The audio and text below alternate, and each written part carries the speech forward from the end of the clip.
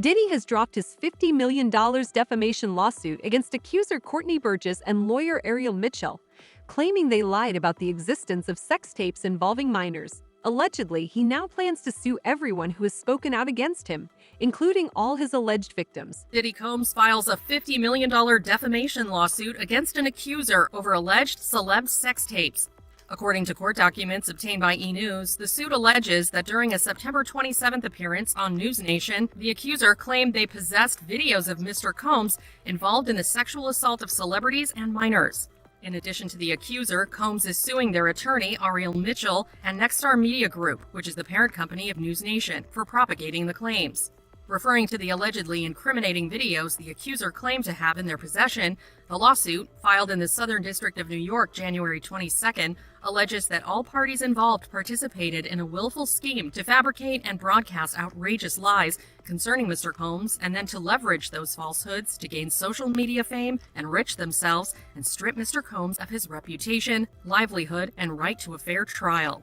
E! News has reached out to the accuser, Mitchell, and News Nation for comment, but has not heard back. And along with the alleged fabrication of lies, the suit refers to Mitchell and the accuser as social media protagonists, whom the suit claims had spent months fueling a media frenzy and vying to outdo each other in a shameless competition to draw attention to themselves with no regard for the truth.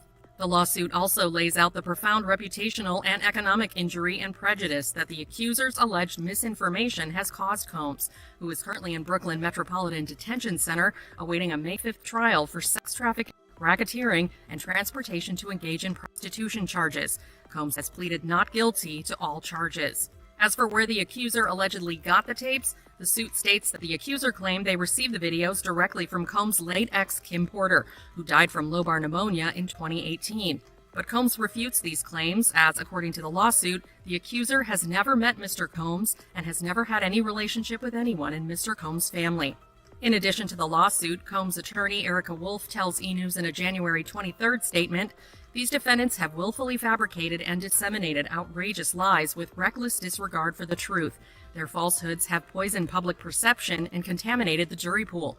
This complaint should serve as a warning that such intentional falsehoods, which undermine Mr. Combs' right to a fair trial, will no longer be tolerated." In November 2024, Alter Ego Records CEO Courtney Burgess claimed to possess 11 flash drives containing 8 alleged freak-off tapes.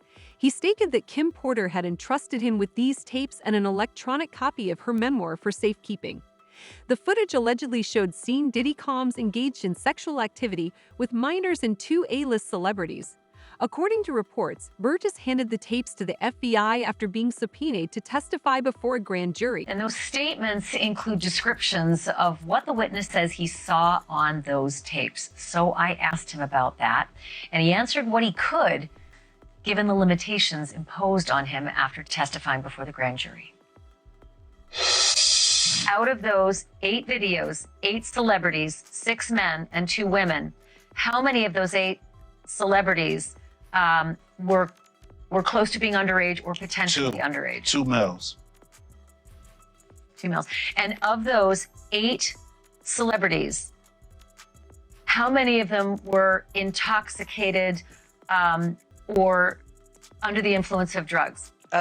This is going to be all speculation. I just want to preface it by he wouldn't know if they were. Right. Sure. Appeared to Let be. me rephrase right. it. Based on, yes. Understand. Out of the 8 celebrities who were recorded having intimate relations with Sean Combs, how many of them appeared to be either inebriated or intoxicated or under the influence? All of them. All of them.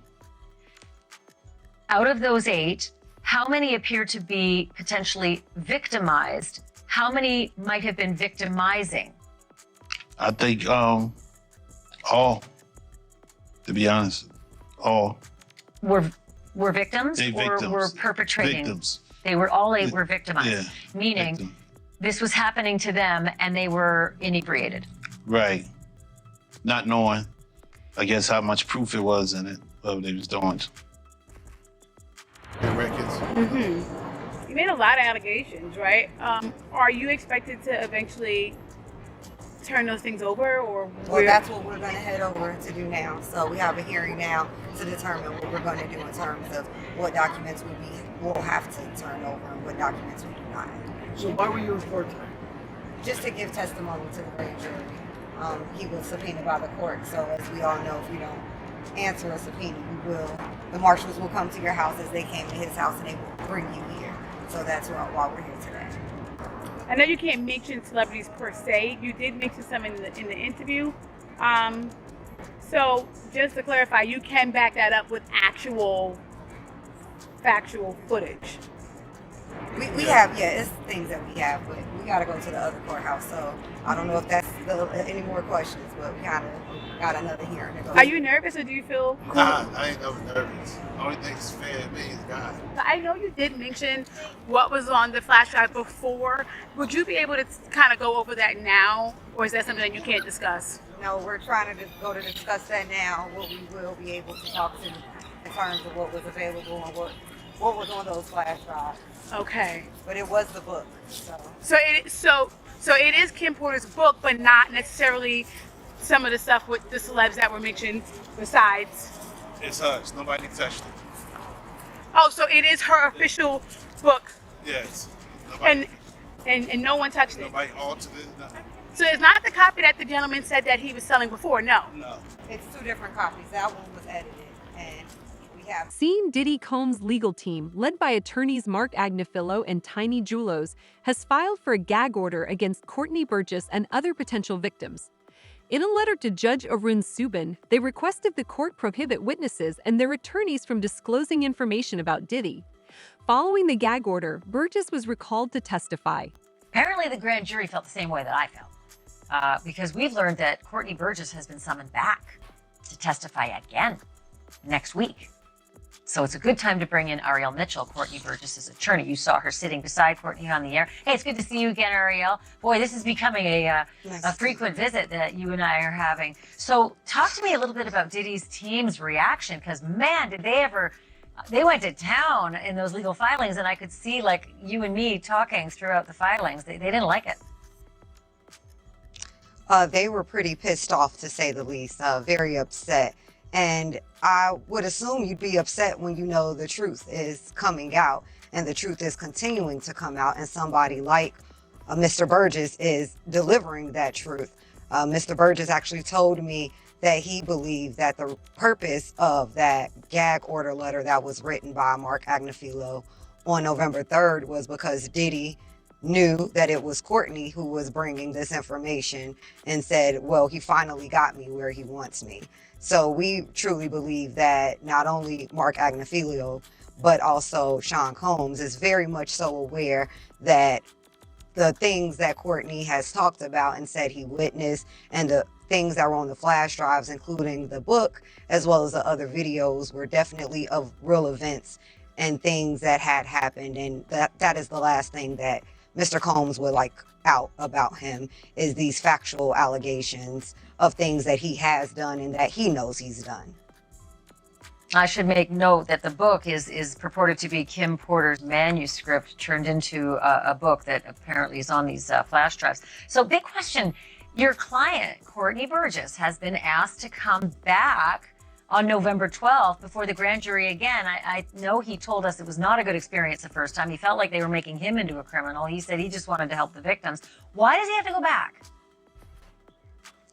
Well, we have to finalize the testimony. So I do believe we may be able to waive our appearance in that, where Mr. Burgess might not actually physically have to come back, but there was a rider attached to the subpoena that requested certain documents and videos and evidence that Mr. Burgess had talked about in his interviews prior to the grand jury subpoena, and part of what he was supposed to bring. So they just need to bring that to completion, and that's the purpose for us possibly having to testify further. Makes sense. So mark your calendar and come on back on the program and let us know what happens next. Ariel Mitchell, I always love having you on. Thank you for that. Diddy's sons, Christian and Quincy Combs, have filed a cease and desist order against Courtney Burgess, demanding the copyright to their late mother's memoir to secure its profits. They allegedly care more about the money than honoring her words. Reports claim the memoir, along with 8 freak-off tapes, is currently in FBI custody as part of an ongoing investigation into Diddy's alleged actions. Here is the other thing with Mr. Burgess. He apparently says he owns the rights to a book that was reportedly based on the alleged memoir of Kim Porter. In fact, according to TMZ, Burgess' phone was seized by the feds, and on it was a copy of a flash drive with material that was used in this book. Here's the problem. Christian and Quincy Combs, these are the sons of Diddy and Kim Porter. Quincy's actually adopted by Diddy. But they are reportedly fighting back, and they have sent Burgess a cease and desist letter to prevent the further sale of this book. They argue this is just an attempt to capitalize on Porter's fame and that they own the rights to her IP, her intellectual property, like her diary entries or potential manuscript. As her heirs, they own it. And they also want an accounting of current sales of the book. To be clear, though, they aren't acknowledging that there is, in fact, a long-lost memoir from their mother. In fact, they've actually denied that before when there was a similar book, a derivative work, we'll talk about that, published by this guy named Chris Todd on Amazon. They were adamantly fighting against that. They said that their mother wouldn't write this. But what they're basically saying is if something should exist. Interestingly, Diddy's legal team previously admitted to the existence of the freak-off tapes in another lawsuit, but now disputes any involvement of minors. According to his attorneys, all activities at these parties were consensual, with no trubs involved. They claim that the alleged victims suing Diddy actually enjoyed themselves during the events. They write, quote, "Having reviewed these videos, it is now abundantly clear that they confirm Mr. Combs' innocence and that their full exculpatory value cannot be investigated and used unless they are electronically produced. The 9 videos at issue are the so-called freak-off tapes with victim 1 that the government has repeatedly referenced, causing wild speculation in the media. Contrary to what the government has led this court and the public to believe, the so-called freak-offs were private sexual activity between fully consenting adults in a long-term relationship. Like many Americans in the privacy of their own bedrooms, they sometimes film their sexual activity. These videos unambiguously show that the person alleged in the indictment to be victim 1 not only consented, but thoroughly enjoyed herself." And we believe, by the way, victim 1 to be Cassandra Ventura. This is Diddy's ex, who first filed that initial sexual assault lawsuit against Combs back in 2023. She was in that infamous surveillance footage that was published by CNN of an incident that happened in a hotel hallway where Combs is beating Ventura just while wearing a towel. It's a very disturbing video. He argues the videos don't show any orgies or celebrities or violence or coercion or threats or manipulation or evidence of anyone being under the influence of drugs, that this is not sex trafficking. Quote, "The premise that freak-offs are inherently dangerous shows that the government seeks to police non-conforming sexual activity and that it assumes, despite all evidence to the contrary, that a woman's willing participation must have been coerced." That's interesting because that's something we've long suspected, that the defense is not going to shy away from the term freak-offs. They might accept, yeah, Combs called these freak-offs, but this was entirely consensual. It was all on the up and up. It might be different to you and me, but there's nothing illegal going on here. If they're really If the government is the government in the Southern District of New York, I can't imagine this is what they're hanging their hat on if it's what the defense describes. It's like one of those things that when you have a weakness in a case, the government has to decide how they're going to use that. My guess is they're going to use it to show that there were sex workers, that these sex workers were paid. I would imagine that they have the sex workers that are in the video to come in and describe what was going on or what happened before they went on tape. Whether or not they had drugs or alcohol or anything else, whether or not Cassie had drugs or alcohol, whether or not there was a discussion between Sean, Combs, and Cassie before the tape started. So Right. I think that the tape is going to be one portion of it, but the testimony of either the sex workers that were in the video and or Cassie is going to kind of tie it together. Ariel Mitchell, the lawyer representing Courtney Burgess against Diddy, claims she and other victims have received death threats. Jane Deal, Jaguar Wright, and even alleged underage victims have confirmed this. The district attorney for the Southern District of New York, who is prosecuting Diddy, also stated that Diddy made threatening calls to victims from inside the MDC in an attempt to intimidate them. Is your client fearful if Diddy does get out? As you know, I represent other clients, actual victims who have sued Mr. Combs, Diddy, in civil court, and all of them are very apprehensive about their safety if he were to be granted bond. I am confident in the court. I am sure that the court will remain with their previous decision of no bond. I feel like the judge only gave this, let me think about it, just to not make it as obvious But I have all the confidence in the world and the federal court and the state of New York that they will remain keeping Diddy under no bond, and that all of the victims in this case will be able to proceed sooner rather than later. Yeah, and you mentioned, I mean, you don't just represent this man, you represent other alleged victims too, and people involved. Have there been any threats made against any of your clients? There have been threats from people on the internet, but not from, at least what we don't know, from Diddy to me directly. So my clients have, Mr. Burgess has received several death threats. My client, Mrs. Parham, has been receiving threats, but we don't know if they're just regular people from the internet or if they're actually people who were sent by Diddy. Do you have any idea where the threats are coming from? I mean, have you done any investigation? Well, most of the investigation leads us to a lot of burner accounts on Instagram, and we're trying to now sift through possibly working with law enforcement to try to get subpoenas to determine the IP addresses of where those threats were emanating. So, okay, interesting. We know that the cease and desist letter has now come. Has there been any other pressure of any kind that you or your clients have felt to stop talking? In general, I feel that the gag order, when we talk about that, Mark Agnifilio wrote about me specifically, and also all of the other plaintiffs in the civil lawsuits to try to have all of us gagged. There's pressure every day that it's continuing to talk about this is putting not only our lives in jeopardy, but could be potentially used against us in a gag order. So it was, I just want to make sure I understand correctly, it was Diddy's sons who actually sent the cease and desist? Is that the way it was worded? Yes, it was worded as coming from Quincy Brown and Christian Combs. It did mention the daughters, but it did not name them specifically, but it did name the two sons, Kim Porter's sons. So do you get the sense that from behind bars, Diddy is still directing all of this? Is the one who said send this letter? Do you think he's that involved? I'm 100% confident it was Diddy who orchestrated this whole farce of a letter. The letter was a waste of my time to read and a waste of the lawyer's time to write. I hope the lawyer who wrote that letter got paid triple, because it was actually a very stupid letter. Why do you say that? Why do you say stupid? Oh, well, because they contradicted themselves in their own letter. In one breath, they're asserting that these sons have copyright, they're the copyright owners, and that Courtney is not the proper copyright holder. And then in the same breath is calling Courtney a liar and saying that the work they're saying they're the copyright owner of is a fake. So if both things cannot be true, either it's a fake and it's a work of fiction that Mr. Burgess made up himself, or it's actually the work of your mother, and then you can maybe assert some copyright issues, but even copyright ownership, but there are issues there as well, because Mr. Burgess received the copyright from Kim Porter prior to. In a shocking revelation during a News Nation interview, attorney Ariel Mitchell claimed that someone close to Diddy contacted her, attempting to sell a tape allegedly featuring a specific celebrity.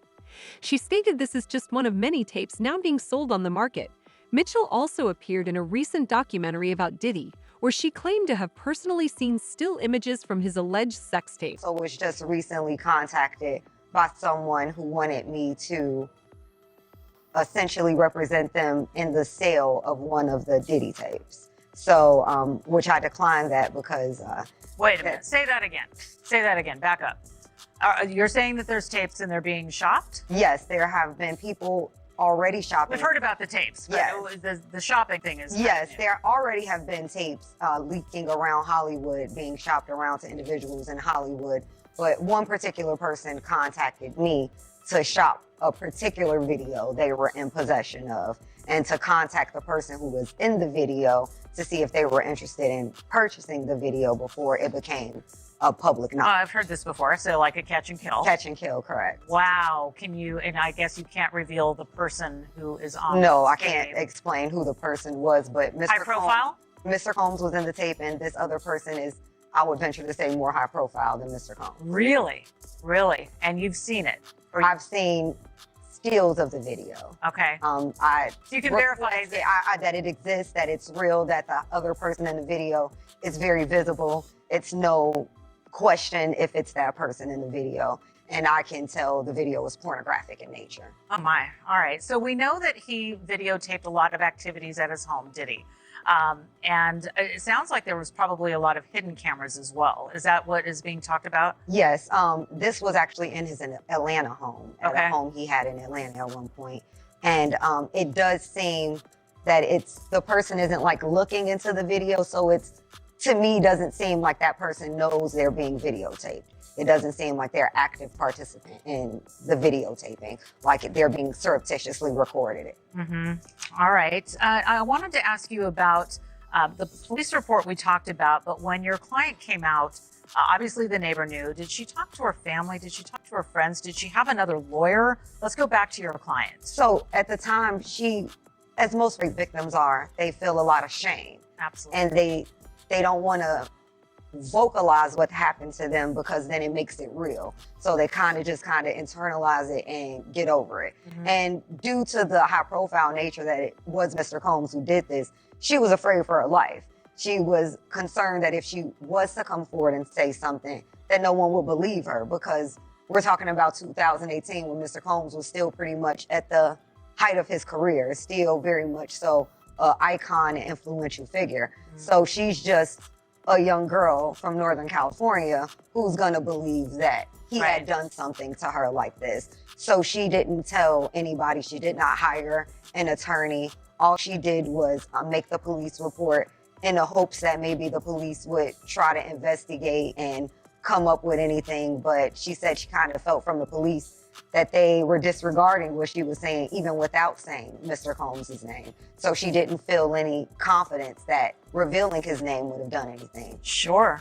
I mean, but there's a police report. Yeah. I mean, that fact in of itself is a big deal, because when you're talking about going back in time and talking about these allegations from other alleged victims, you know, there's not a lot of police reports, but you guys actually have one. And is that going to be revealed? Are we going to be able to see it? Yes, as soon as I file my lawsuit in civil court, I will be attaching the criminal complaint that was made. I'll attach the number so everyone can see that this is a real number and can go to the police department there and request their own copy of that police report that was made back. Gene Deal claims the celebrities on Diddy's tapes are staying silent, hoping he prevents their release. According to him, Diddy recorded everything that happened in his house, capturing all party guests on tape. Now, many fear speaking out, worried about what could be exposed if the footage surfaces. Came out defending Diddy. All these celebrity friends he have, and nobody came out. They brand. It's all about the money. They saw what he did to Cassie. With the kicking, the punching. They saw what they did to Cassie. They know did nobody in America like that. So now, these people are represented by a brand. Whether it's something about the music, clothing, movies. They're not gonna come out and speak on nothing that has anything to do with them. And they praying that they not on the tape doing crazy stuff, being oiled up in the whole 9 yards. They praying. So until the feds say, hey, yo, listen here. We got you on, hey buddy, we got you on this tape, and girl looked like she was pretty young. We're not gonna show it, but we need you to come and testify against Brother Love, P. Diddy, Puff Daddy, you know, Sean Combs. That's when they're gonna start talking. And they're not gonna be talking in his favor. When the feds come to them and show them what they got on tape, because if he had 250 tapes all over, 250 cameras all over the house, somebody got caught stealing a cookie out the cookie jar. It could be your favorite pastor. It could be your favorite politician. But they didn't think they was being watched. And Brother Love was watching. Yeah, I mean, TD Jakes, he haven't even came out and said anything. And him and Diddy was real cool. Amen. Amen. Yeah, man. And I know the people in the congregation over there is shaking in their boots because this man then led them probably, allegedly probably led them to damnation because those people's hearts are going to be broken if that man is seen on those tapes doing anything. Because people always put their faith in the pastor instead of putting their faith in God. And what they need to do is understand that he's just a man. And he has a history. It's not looking too good for him.